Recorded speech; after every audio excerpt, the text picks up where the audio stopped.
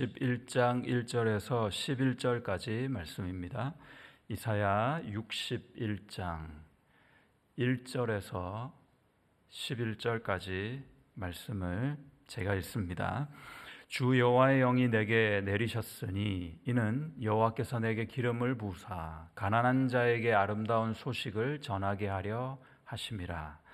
나를 보내사 마음이 상한 자를 고치며 포로된 자에게 자유를, 갇힌 자에게 노임을 선포하며 여호와의 은혜의 해와 우리 하나님의 보복의 날을 선포하여 모든 슬픈 자를 위로하되 무릇 시온에서 슬퍼하는 자에게 화관을 주어 그 죄를 대신하며 기쁨의 기름으로 그 슬픔을 대신하며 찬송의 옷으로 그 근심을 대신하고 그들이 의의 나무 곧 여호와께서 심으신 그 영광을 나타낼 자라 일컬음을 받게 하려 하심이라. 그들은 오래 황폐하였던 곳을 다시 쌓을 것이며 옛부터 무너진 곳을 다시 일으킬 것이며 황폐한 성읍 곧 대대로 무너져 있던 것들을 중수할 것이며 외인은 서서 너희 양떼를 칠 것이요 이방 사람은 너희 농부와 포도원 지기가 될 것이나 오직 너희는 여호와의 제사장이라 일컬음을 받을 것이라. 사람들이 너희를 우리 하나님의 봉사자라 할 것이며 너희가 이방 나라들의 재물을 먹으며 그들의 영광을 얻어 자랑할 것이니라. 너희가 수치 대신에 보상을 배나 얻으며 능욕 대신에 몫으로 말미암아 즐거워할 것이라. 그리하여 그들의 땅에서 갑절이나 얻고 영원한 기쁨이 있으리라. 무릇 나 여호와는 정의를 사랑하며 불의의 강탈을 미워하여 성실히 그들에게 갚아주고 그들과 영원한 언약을 맺을 것이라. 그들의 자손을 문나라 가운데에 그들의 후손을 만민 가운데에 알리리니 무릇 이를 보는 자가 그들은 여호와께 복받은 자손이라 인정하리라. 내가 여호와로 말미암아 크게 기뻐하며 내 영혼이 나의 하나님으로 말미암아 즐거워하리니 이는 그가 구원의 옷을 내게 입히시며 공의의 겉옷을 내게 더하심이 신랑이 사모를 쓰며 신부가 자기 보석으로 단장함 같게 하셨습니다. 땅이 싹을 내며 동산이 거기 뿌린 것을 움돋게 함같이 주 여호와께서 공의와 찬송을 모든 나라 앞에 쏟아내게 하시리라. 아멘. 애플을 만든 변화와 혁신 그리고 성공의 아이콘이었던 스티브 잡스가 2021년 그의 생을 마감하며 이런 말을 남겼습니다. 병이 깊어질수록 함께한 기억만이 또렷해진다. 나는 언제나 더 빨리 더 높이 세상을 바꾸고자 했지만 지금 이 병상에선 그 어떤 것도 떠오르지 않는다. 확실한 건 내 곁에 있는 이 사람의 손이다. 성공은 사라지고 사람만 남았다. 마지막에 남는 건 결국 사람이다. 사람 소중함을 깨달은 그의 외마디 외침입니다. 우리 신앙도 결국 이 사람을 향하고 있는 것이 아니겠는가 생각해 봅니다. 오늘 말씀을 대하는 이스라엘 사람들의 상황은 어땠는가 먼저 살펴보면 이 사람들이 오랜 바벨론 포로 생활을 마치고 고국 땅에 이렇게 돌아왔는데 워낙 이 땅이 황폐한 겁니다. 할 수 있는 게 없었습니다. 아무런 희망도 보이지 않았죠. 실망과 낙심 속에 있을 그들에게 하나님께서는 회복과 번영 그리고 소망을 오늘 말씀 본문을 읽었다시피 선포하고 계십니다. 그 내용들이 계속 이제 본문에서 이어져 나오게 되는 것입니다. 사람이 참 중요합니다. 우리가 사는 여러 가지 모든 이유가 사실은 나를 포함한 사람 때문이고요.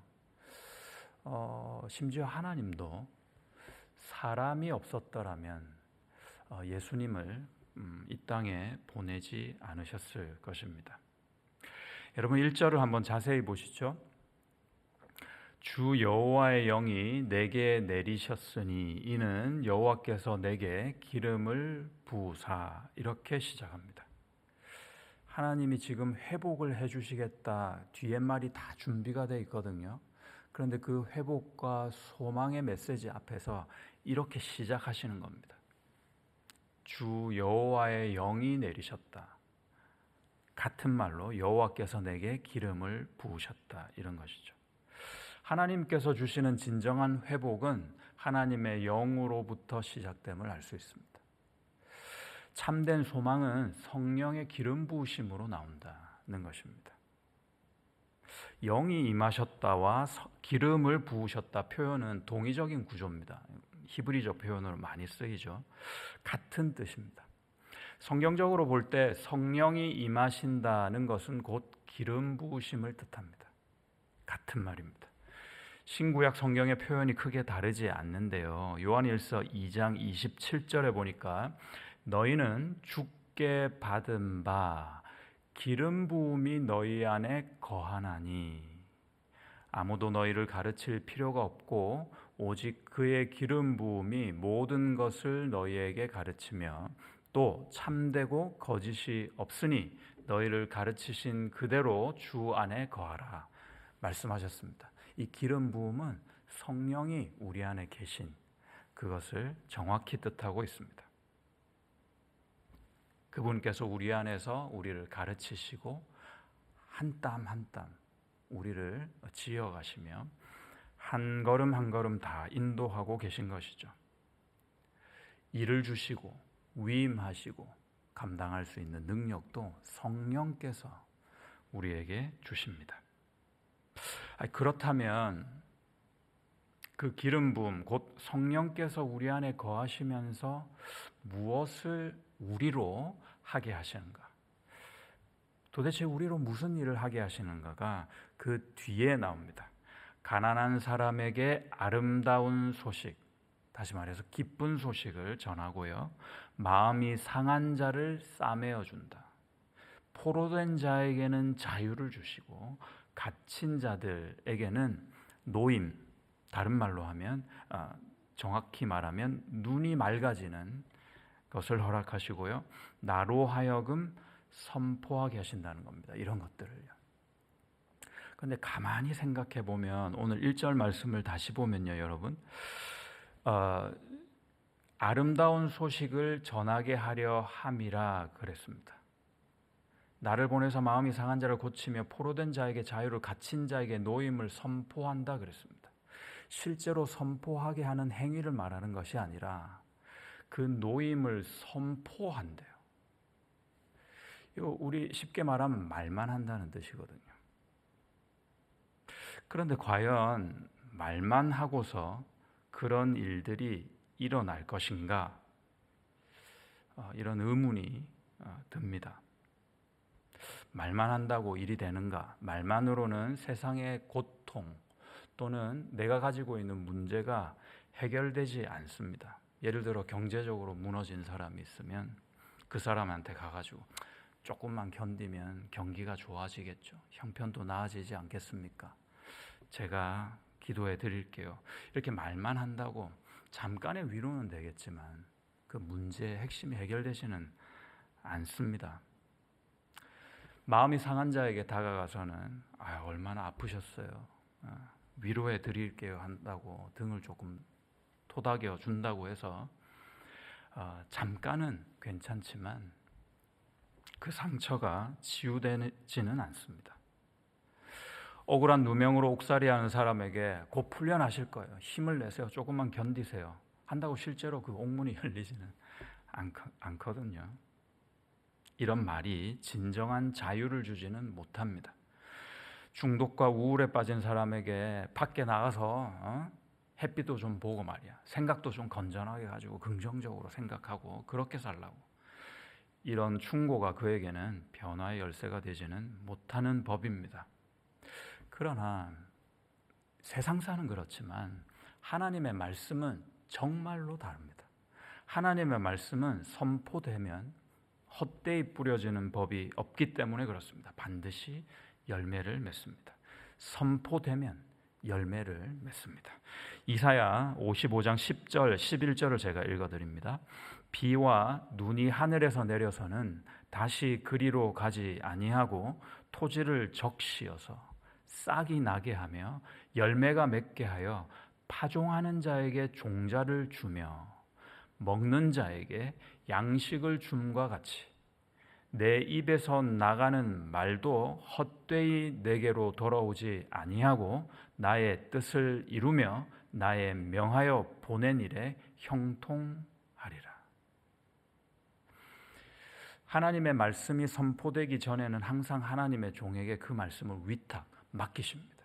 그리고 그 종은 하나님의 그 뜻을 담아서 하나님의 정확한 말씀을 선포하죠. 선포된 그 말씀은 반드시 성령을 통해서 역사를 이룬다는 겁니다.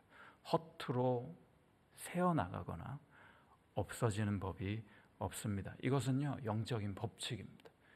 여기에 비밀이 있는 겁니다, 여러분.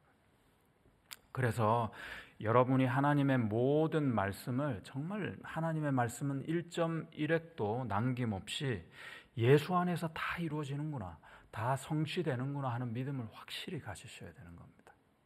그냥 설교, 그냥 예배가 아니라 그 속에서 나에게 주시는 하나님의 말씀을 정확하게 깨닫고 그 말씀을 탁 하고 붙잡아야 되는 겁니다. 그 말씀을 붙잡고 기도할 때 하나님의 성령이 반드시 역사하는 것이죠. 주 예수 안에서 하나님의 말씀이 모두 성취된다는 것을 믿으실 수 있기를 축복합니다. 결국 이 말씀은 그러면 어떻게 열매를 맺히는가? 아니, 오늘 말씀이 과거니까 어떻게 열매를 맺혔는가? 말씀은 받은 그 주체가, 또 선포하는 주체도 이사야입니다. 그런데 이사야도 어쩌면 알고 있었을 것입니다. 그 모든 말씀은 주 예수 그리스도를 통해서만 이루어진다는 것, 성취된다는 것 말이죠. 예수님께서 이 이사야 61장 말씀을 똑같이 선포하십니다. 누가복음 4장 18절 19절을 보시면요, 주의 성령이 내게 임하셨으니 이는 가난한 자에게 복음을 전하게 하시려고 내게 기름을 부으시고 나를 보내사 포로된 자에게 자유를, 눈먼 자에게 다시 보게 함을 전파하며 눌린 자를 자유롭게 하고 주의 은혜의 해를 전파하게 하려 하심이라 하였더라. 회당에서 이 말씀을 하셨거든요. 공생애를 딱 시작할 때 이 말씀을 선포하고 시작하신 것입니다. 이 말씀 안에 예수님 당신의 사명이 있는 것을 드러내셨죠. 700년 전 폐허와 절망 가운데 있던 이스라엘에게 주어진 그 소망의 말씀은 예수님의 삶과 사역을 통해서 실제로 정확하게 현실이 되었습니다. 오늘 이사야의 이 예언의 말씀은 예수님의 사역 선언문과도 같았습니다. 그래서 예언이죠. 그 사실을 증명이라도 하시듯이 예수님은 이 땅에서 죄인들과 약자와 병자들을 찾아가셔서 뭐 하셨습니까? 아름다운 소식, 곧 복음을 전하셨습니다. 마음이 상한 자들을 찾아가셔서 그들의 편에 서서 용서와 위로를 아끼지 않으셨고, 귀신 들린 자, 병에 눌린 자, 율법에 갇힌 자들의 억눌림을 부수어 버리시고 자유를 주셨습니다. 모든 자들에게 영원한 생명의 길, 곧 구원의 길을 열어주셨습니다. 그 선포가 그들의 현실이 되게끔 예수님께서 행하신 것이죠. 이루어 주신 것입니다. 저는 예수님에게 허락된 기름 부음이 지금 우리에게 허락된 그 기름 부음, 그 성령의 함께 하심과 동일하다고 믿습니다. 아까 말씀 나눴지만 요한일서 2장 27절에는 너희는 주님께 받은 바가 있다. 그것이 무엇이냐? 기름 부음이 너희 안에 거한다. 이 같은 거거든요. 예수님을 공생애로 살게 하신 그 하나님의 능력 되신, 늘 함께 하신 그 성령께서 우리 안에 기름 부음으로 역사하고 있는 것이 같은 것입니다. 그래서 조금은 답답합니다. 왜 나는 그렇게 못할까? 왜 나는 그분의 마음을 온전히 담지 못할까? 이런 고민이 항상 있습니다. 이게 왜 안 되는 걸까? 나는 왜 안 되는 걸까? 중요한 것은 능력의 크기가 아니라 방향이 아닐까 생각합니다. 내가 말씀을 믿고 있는가? 아멘이면 그 말씀을 붙잡고 살아내는 겁니다. 그 다름질이 오늘 우리 모두에게 허락된 사명이 아닌가 싶습니다. 그러니까 말로만 복음을 전하는 것이 아니죠. 그거는 복음을 전하는 것이 아닙니다. 예수님이 그러셨던 것처럼 상한 자를 찾아가는 겁니다. 억눌린 자를 위해 정말로 내가 기도하는 것이죠. 기도하자 하는 것이 아니라 내가 기도하는 겁니다. 자유와 소망을 삶으로 누군가에게 드러내는 겁니다. 그것이 오늘 우리가 감당할 사역입니다. 여러분, 예수님의 사역, 이 땅에서 하신 그 일들, 예수님의 인생을 마라톤에 만약에 비유한다면 그 마라톤의 결승점에는 그 결승점은 어떤 모양을 하고 있을까? 다시 한번 질문해 봅니다. 저는 그 결승점이 사람이 아닐까 생각합니다. 그러니까 예수님은 끊임없이 사람을 향해 달려가셨습니다. 예수님은 사람을 향한 다름질을 하셨던 것입니다. 그래서 우리도 사람을 향해 달려야 될 줄로 믿습니다. 다름질이 잘 안 되면요, 막 누워가지고 발버둥이라도 쳐야 됩니다. 왜 나는 못 달리냐고 막 발버둥을 쳐야 됩니다. 그래야 되지 않겠습니까? 오늘 하루도 구체적으로 우리가 이 말씀을 한번 붙잡고 예수님이 공생애 시작할 때 선포하셨던 것처럼 나도 한번 오늘 하루 시작할 때 이 말씀을 정말로 마음속 깊이 붙잡고 마음으로 믿어 선포해 보는 겁니다. 주 여호와의 영이 내게 임하셨으니 이는 여호와께서 내게 기름을 부으사 가난한 자에게 아름다운 소식을 전하게 하려 하심이라. 주 여호와의 영이 내게 임하셨으니 이는 여호와께서 내게 기름을 부으사 가난한 자에게, 그 누군가에게 아름다운 소식을 전하게 하려 하심이라. 하루를 시작할 때뿐만 아니라 우리가 새해를 시작할 때도 마찬가지고요, 개업을 할 때도 마찬가지고, 이사를 할 때, 예배할 때 마찬가지입니다. 이 말씀을 한번 정말로 믿고 선포해 보는 겁니다. 그렇게 살아내질 것입니다. 사람을 향해 달립시다. 우리에겐 사람을 향한 사명이 있습니다. 그 사명을 붙들고 오늘 하루 그리고 우리의 평생을 다 살아내 가실 수 있기를 그 예수님의 이름으로 축복합니다. 한 번 더 찬양 드리겠습니다.